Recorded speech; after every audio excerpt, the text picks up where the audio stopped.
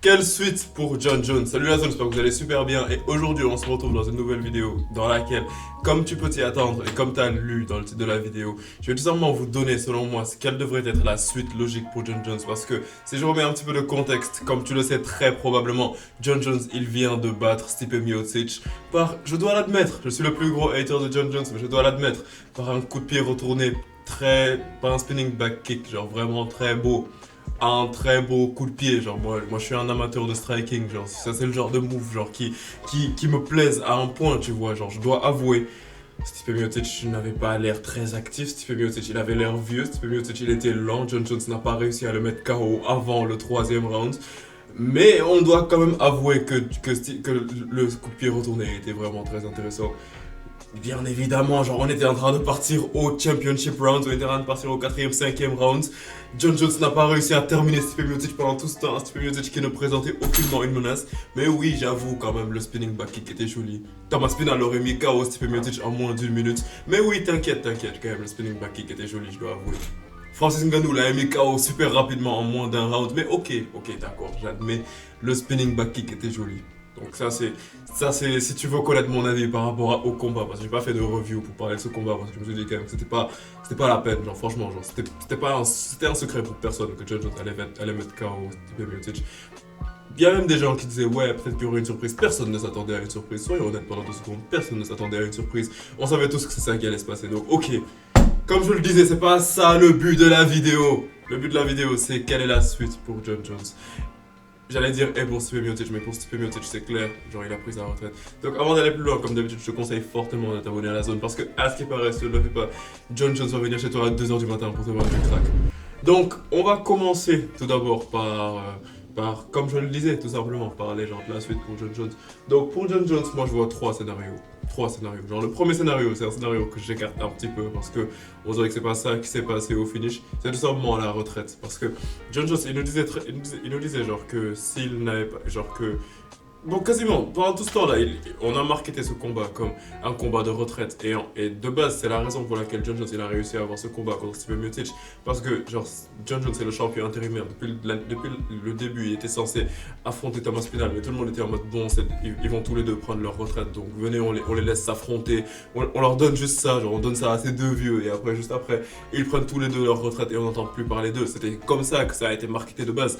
Mais John Jones, il a gagné et il a été en mode, en fait, vous savez quoi? Bah je reste. Comment ça tu restes? Donc pourquoi est-ce que tu nous as fait tourner en bourrique pendant tout ce temps? Pourquoi t'as pas affronté Thomas Spinal depuis le début? Genre, je comprends pas. Mais pars en fait, like, l'UFC n'a pas besoin de toi. Ok, je sais, là, je m'adresse directement à vous, les fans de John Jones. L'UFC, ça fait environ 3 ans, quasiment 4 ans que John Jones, il a pas vraiment été super actif. Genre, je vais même littéralement te sortir la statistique, genre, pour que tu captes. Une seconde. Je vais littéralement te sortir le nombre de combats que John Jones il a eu, genre, ces 4 dernières années. Donc, il s'est battu contre Dominic Reyes en 2020. Il s'est battu contre Cyril Gane en 2023. Il s'est battu contre Stipe Miocic en 2024. En ces 4 dernières années, est-ce que tu vois toutes les dingueries qui se sont passées à l'UFC? Est-ce que tu vois genre les ascensions de combattants qui sont montés? Est-ce que tu vois les Ilia Topuria qui sont montés?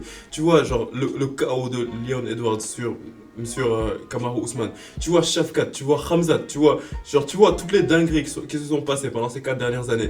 Genre, quand tu auras toutes les dingueries qui se sont passées pendant ces 4 dernières années, est-ce que tu penses vraiment que l'UFC à l'heure actuelle a besoin de John Jones? John Jones, à l'heure actuelle, qu'est-ce qu'il fait d'autre que de retarder la catégorie des heavyweights? Même avant de prendre sa longue pause, genre en 2020, après avoir, entre guillemets encore, je précise, battu Dominic Reyes, John Jones, il faisait quoi? John Jones, est-ce que l'UFC, est-ce qu'il est, il est indispensable à l'UFC, honnêtement? Avant qu'il prenne sa longue pause, là, je vais juste te rafraîchir la mémoire. Il avait battu, genre encore je te dis, entre guillemets, il avait battu Dominic Reyes. Parce que selon moi, il avait clairement perdu contre Dominic Reyes par décision unanime. Après s'être fait démonter littéralement. Il a emmené Thiago Santos à une décision partagée. Il a battu Anthony Smith par décision encore. Et avant ça, c'était Gustafsson, le rematch qu'il a gagné parce qu'il était sous stéroïdes. Mais littéralement, moi je vous dis que je préparais littéralement une vidéo sur le sujet, genre pour vous expliquer à quel point votre gosse il est grave surcoté. Genre honnêtement. Mais moi je vous dis, genre déjà, le fait qu'il batte Anthony Smith à la décision, Le fait qu'il batte Thiago Santos à la décision, le fait qu'il batte Dominic Reyes à la décision, ça c'est vraiment genre, genre ça, c'est pas GOAT material. Je suis désolé, c'est vraiment pas GOAT material. Et ça prouve encore plus le fait que l'UFC à l'heure actuelle n'a pas particulièrement besoin de John Jones. Il y a des combattants qui sont bien plus des BMF, il y a des combattants qui sont bien plus divertissants à voir, beaucoup plus divertissants à voir. Et ça a été encore plus mis en exergue genre, lors du combat entre John Jones et Stipe Miocic. Parce que oui, je sais que, comme je te le dis depuis le début de la vidéo, beau spinning back kick. Je sais que maintenant, genre, John Jones, il a son KO, genre, qui va entrer dans les highlights, et genre, son KO, genre, qui va faire le tour de Instagram, et genre, pendant bien longtemps et tout. Mais les gars, on va pas résumer ce combat à ce KO seulement. John Jones a argumentablement perdu le deuxième round contre Stipe Miocic, vieux de 42 ans. Un Stipe Miocic qui n'arrivait même plus à placer un 1-2. Et c'est ça votre GOAT. Je suis tellement déçu. Et bon, donc moi ça c'était un petit peu, genre là je me suis un petit peu laissé emporter. Mais donc je disais que, à part la première option qui est de prendre sa retraite, la deuxième option, elle est super évidente. Super évidente. C'est tout simplement d'affronter Thomas Spinal. Et c'est ça normalement qui est censé se faire. John Jones, on voit genre à quel point il est en train de tout faire, littéralement pour fuir Thomas Spinal. Récemment, il avait dit avec ses propres mots, genre, genre en conférence de presse d'après combat, que ouais, lui, il n'y a pas moyen qu'il affronte Thomas Spinal. Et que la seule chose qu'il ferait, genre qu'il affronte Thomas Spinal, c'est juste si l'UFC lui proposait une somme d'argent astronomique. Genre, honnêtement, de base, genre, moi, je vous suivais un petit peu, genre, quand vous disiez que, ouais, John Jones, c'est impossible qu'il fuit Thomas Spinal et tout. Mais les gens, est-ce que vous avez suivi, genre, littéralement, juste cette semaine de combat? Dans cette semaine de combat, genre, John Jones, il n'a fait que prouver, genre, interview après interview, qu'il a peur de Thomas Spinal. Comme par exemple, lorsqu'il dit, genre, qu'il préfère affronter un Alex Pereira, parce qu'Alex Pereira, c'est un adversaire qui a son âge, qui a un petit peu, genre, son gabarit. Et genre, que, ouais, ce serait un plus gros combat. Ah, et il dit qu'il préférerait prendre ce risque plutôt que de risquer d'affronter un combattant qui est bien plus jeune que lui et qui est bien plus lourd que lui. Mais ça, est-ce qu'il y a une autre façon genre de dire qu'il a peur d'affronter Thomas Spinal? Il a également dit genre que il serait d'accord genre d'affronter Thomas Spinal si l'UFC lui donnait une quantité d'argent qui serait tellement importante que même si il venait à perdre, ce serait pas si grave.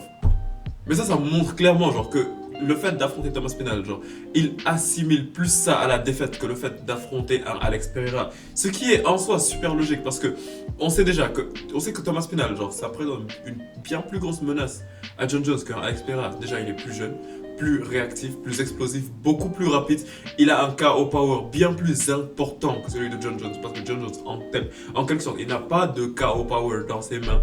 Et il a un sol quasiment, voire aussi bon que celui de John Jones. Ce que Alex Pereira n'a clairement pas. Donc c'est littéralement logique que John Jones il fuit Thomas Spinal à ce point. Et je comprends, j'arrive toujours pas à comprendre genre, ceux qui viennent dans les commentaires pour me dire que ouais, Thomas Spinal il ne mérite pas. Mais qu'est-ce que Thomas Spinal tu veux qu'il fasse de plus en fait pour affronter John Jones? Il est champion intérimaire et il a même défendu sa ceinture intérimaire. Genre tu veux qu'il fasse quoi? Il a quasiment battu tous les gens de sa catégorie, sauf Cyril Gane. Tu veux qu'il fasse quoi de plus? Genre, littéralement, tu veux qu'il fasse quoi de plus? Pourquoi il devrait aller affronter un Cyril Gane alors qu'il est déjà champion intérimaire? Genre, la logique, ça a toujours été que quand tu es champion intérimaire, tu attends juste quelques temps. Dès que le champion en titre, il revient et vous allez unifier les ceintures. Mais là, ce qui est en train de se passer, c'est juste littéralement ce qu'il se passe dans la boxe. En mode, le champion, genre, qui est beaucoup de ceintures et plein de trucs comme ça. L'UFC n'a jamais fonctionné comme ça. Et genre, ce qui rend l'UFC bien, et genre, ce qui vraiment met en exergue l'UFC, comparé à d'autres sports comme la boxe ou quoi que ce soit, c'est tout simplement le fait qu'il y ait une seule ceinture. Tu vas pas essayer de te battre pour deux ceintures, à part genre la ceinture BMF, mais elle, je la considère pas parce que I don't like this. N'oubliez pas genre de rester hydraté déjà. Ah, ça fait du bien. Entre des vagues de haine sur John Jones et tout, ça fait du bien parfois. Mais ouais, ce que je disais, c'est tout simplement le fait que ce qui est intéressant à l'UFC comparé à la boxe, c'est tout simplement le fait que tous les yeux sont rivés sur une seule ceinture, tu vois. Il n'y a pas plusieurs ceintures, il n'y a pas plusieurs objectifs. Tout le monde veut le même objectif. Et c'est pour ça que tout le monde est super motivé, tu vois. Ça n'a jamais été en mode, ouais, tout le monde veut, genre, cette ceinture, si tu peux pas, tu prends cette autre ceinture. Non, Moi maintenant, par exemple, si je suis Cyril Gane, c'est quoi mon objectif? Est-ce que je veux affronter Thomas Spinal pour prendre la ceinture intérimaire ou est-ce que je veux affronter John Jones pour prendre la ceinture? Tu vois, ça ne fait plus de sens. Ça fait juste plus de sens. Donc en ce moment, le seul combat, honnêtement, qui fait du sens, c'est tout simplement John Jones contre Thomas Spinal. Et ça va bientôt nous amener au prochain point, genre, que je vais aborder. Mais John Jones, pour te prouver à quel point il a peur de Thomas Spinal, il a littéralement dit, genre, en interview encore pendant cette semaine-ci, qu'il serait prêt à rendre la ceinture des heavyweights vacante, tout simplement pour aller affronter Alex Pereira pour une ceinture BMF. Bon, déjà, je dois préciser un petit truc avant d'aller plus loin. John Jones n'est pas un BMF. John Jones, il ne mérite pas de se battre pour une ceinture BMF. Parce que, quoi que tu puisses dire, genre, John Jones, genre, de base, la définition du BMF, c'est qui? La définition du BMF, c'est celui qui est prêt à affronter n'importe qui à n'importe quel moment. La définition du BMF, c'est celui, genre, qui peut monter de catégorie juste pour prendre un challenge plus dangereux. C'est celui, genre, qui va venir en short notice et affronter un combattant. John Jones n'a jamais fait ça. John Jones, il a annulé littéralement un événement de l'UFC entier, qui était l'UFC 151, si je me souviens bien. Lorsqu'il était censé affronter Chael Sonnen, John Jones a littéralement annulé cet événement non, lorsqu'il était censé affronter j'ai oublié le nom du gars. Une seconde s'il te plaît, j'ai envie de dire Dan Anderson mais je suis pas sûr. Une seconde. Ouais, exactement, ouais, c'était bien ce que je pensais. John Jones était bien censé affronter Dan Anderson à l'UFC 151, mais étant donné genre que Dan Anderson il a pull out à cause d'une blessure, si je me souviens bien, Chael Sonnen, qui était un middleweight, je précise bien moins près, genre, et qui bien moins, genre, qui strugglait même à faire le poids. Il est venu en short notice. Il n'était pas prêt pour affronter John Jones. Il n'était pas prêt physiquement ni quoi que ce soit. Il a pris du poids pour venir affronter John Jones. Et John Jones, il a eu peur. Il a annulé l'événement entier, tout simplement à cause de ça.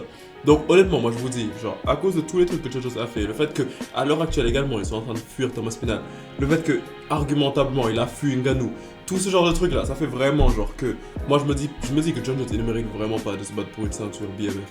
Et c'est ça, comme je te disais, qui nous amène au troisième point, qui est le combat entre John Jones et Alex Pereira, genre, ça qui est la troisième option. Moi, honnêtement, j'ai pas envie de voir ce combat. Genre, ok, je sais, genre, que ce combat, s'il se passe, je vais le regarder, je vais supporter Alex Pereira de fou. Mais, je suis désolé de vous dire ça, mais John Jones contre Alex Pereira, quoi qu'on puisse dire sur Alex Pereira, bah ça va juste être John Jones contre Cyril Gane numéro 2. Alex Pereira, il est super debout, et il est super chaud debout, mais si John Jones l'attrape, c'est terminé. Genre, John Jones, il suffit genre que John Jones arrive à l'attraper, l'amener au sol et c'est terminé. Et John Jones, vous pensez en fait que John Jones, il est bête. John Jones, il sait exactement ça et c'est pour ça genre que il dit genre qu'il veut, c'est pour ça qu'il dit à ce point-là qu'il veut affronter Alex Pereira, mais pas Thomas Spinal. Parce que Thomas Spinal, John Jones ne peut quasiment rien faire de lui au sol parce que Thomas Spinal déjà il est bien plus lourd que John Jones et ceux qui ont fait du jiu-jitsu, ceux qui ont fait de la lutte, vous savez de quoi je parle, vous voyez. Genre lorsque tu es beaucoup plus lourd que ton adversaire, il y a un très gros impact lorsque vous allez venir au sol. Donc ouais, c'est exactement ça. Donc c'est vraiment la raison pour laquelle John Jones il est vraiment plus à même d'affronter Alex Pereira que Thomas Spinal. Mais bon, en tout cas, tu me dis ce que tu penses de cela dans les commentaires. Comme d'habitude, je suis pressé de te lire. Et si ce genre de vidéo te plaît, je te conseille tout simplement de t'abonner à la zone. Et on se capte bientôt pour une prochaine vidéo, la famille. Peace out.